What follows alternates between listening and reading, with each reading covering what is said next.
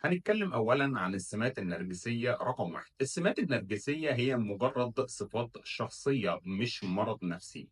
رقم اتنين، أي شخص ممكن يكون عنده بعض السمات دي بدرجات مختلفة، زي مثلا حب الظهور أو الثقة الزايدة أو الرغبة في الإحساس بالإعجاب من كل الناس اللي حواليه.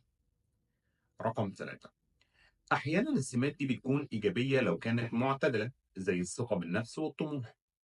رقم أربعة، الشخص اللي عنده سمات نرجسية ممكن يكون متفاخر أو بيحب يكون محور الاهتمام من كل اللي حواليه، لكن يقدر يتعاطف مع اللي حواليه برضه ويحس بمشاعرهم. رقم خمسة، السمات دي ممكن تزيد أو تقل حسب الظروف، ومش بتأثر على حياة الشخص بشكل كبير. طيب نشوف الصفات أو الاضطراب الشخصية النرجسية بيكون إزاي. اضطراب الشخصية النرجسية يعني الشخصيات النرجسية، فمن صفاتها: رقم واحد، ده اضطراب نفسي حقيقي بيتم تشخيصه لما تكون النرجسية مفرطة ومستمرة وبتأثر على حياة الشخص وعلاقاته.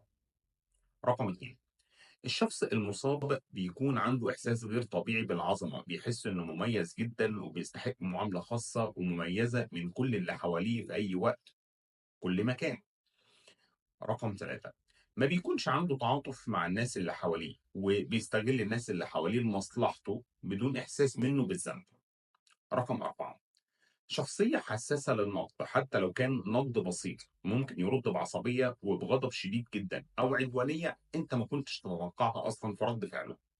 رقم خمسة، شخصية عندها حاجة مستمرة للإعجاب أو احتياج مستمر للإعجاب والتقدير، وحتى لو ما حصلش على الاهتمام اللي هو عايزه ممكن يدخل في نوبات غضب واكتئاب. رقم ستة، علاقاته سطحية ومتقلبة لأنه بيهتم بنفسه وما بيقدرش يبني علاقات عاطفية صحية، يعني هو بيهتم بنفسه بس فقط لا غير، وما بيقدرش علشان كده يبني علاقات عاطفية صحية مع اللي حواليه. رقم سبعة، نرجسية الشخص بتأثر على حياته في العمل والجواز والعلاقات الاجتماعية، وعلشان كده نقدر نقول إن الفرق الأساسي بين اضطراب الشخصية النرجسية وبين السمات النرجسية إن السمات النرجسية مجموعة من الصفات ممكن تكون طبيعية أو حتى مفيدة في بعض المواقف، لكن اضطراب الشخصية النرجسية حالة مرضية بتأثر على حياة الشخص وعلاقاته وبيحتاج لعلاج نفسي. طيب تعالوا نقرب الفروقات شوية ما بين طبيعة الشخصيتين علشان نفهم أكتر. مثلا لما نروح لمجال زي مجال الشغل أو مجال العمل، هتلاقي الشخص اللي عنده سمات نرجسية بيحب يكون في مركز الاهتمام في الاجتماعات، يحب يظهر تفوقه ونجاحه، واثق في نفسه جدا وبيحاول يقنع المديرين بقدراته. ممكن يكون تنافسي، يعني بيحب التنافس، لكنه يقدر يشتغل ضمن فريق لو ان ده هيساعده في تحقيق اهدافه. تعال بص على العكس بقى، الشخصيه عندها اضطراب شخصيه نرجسيه في الشغل او في العمل، هتلاقيه شايف نفسه ان هو اذكى من كل اللي حواليه واهم من كل زمايله وبيقلل من شغلهم علشان يبان ان هو الافضل.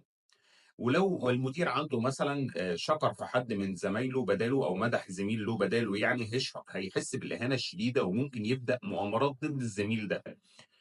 ما عندوش استعداد يسمع أي نقد حتى لو كان لتحسين شغله، ولو حد انتقده ممكن يغضب جدًا أو يقلب الترابيزة على الشخص اللي بينتقده. طب تعالَ نشوف في العلاقات العاطفية. الشخص اللي عنده سمات نرجسية في العلاقات العاطفية بيحب يسمع كلام حلو عن نفسه من شريكه، وبيحب يكون محبوب. ممكن يكون مهتم بمظهره جدًا وعايز دايمًا شكله يكون الأفضل في نظر شريكه، ولو حصل خلاف ما بينه وما بين شريكه ممكن يكون عنيد شوية، لكن في النهاية هو عنده القدرة على الاعتذار لو اقتنع إن هو غلطان. طب الشخص اللي عنده اضطراب الشخصية النرجسية بيتعامل إزاي وهو في علاقة عاطفية؟ هتلاقيه في بداية العلاقة العاطفية دي بيغرق أو بيغرق الشريك بتاعه، يعني في مرحلة من مراحل قصف الحب اللي إحنا بنقول عليه الlove bombing، علشان يخلّي الشريك بتاعه يتعلق بيه جدًا.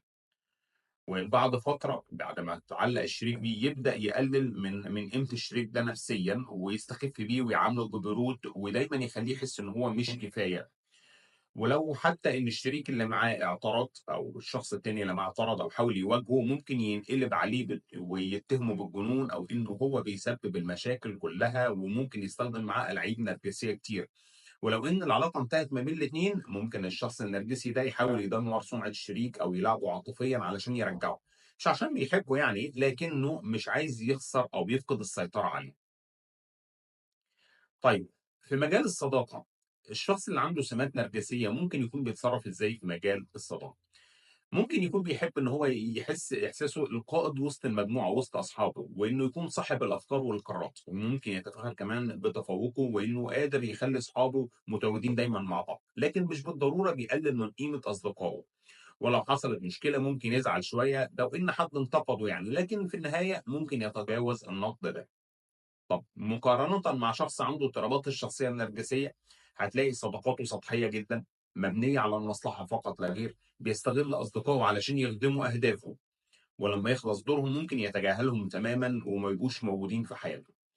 ولو صديق عنده حقق نجاح أكبر منه ممكن يحسده ويحاول يقلل من نجاحه وتفوقه ويهاجمه بطرق غير مباشرة، عشان دايمًا يحس إن هو الأذكى والأهم، ولو صديقه تفوق عليه ممكن يقرر إنه يقطع العلاقة مع الصديق ده بالكامل.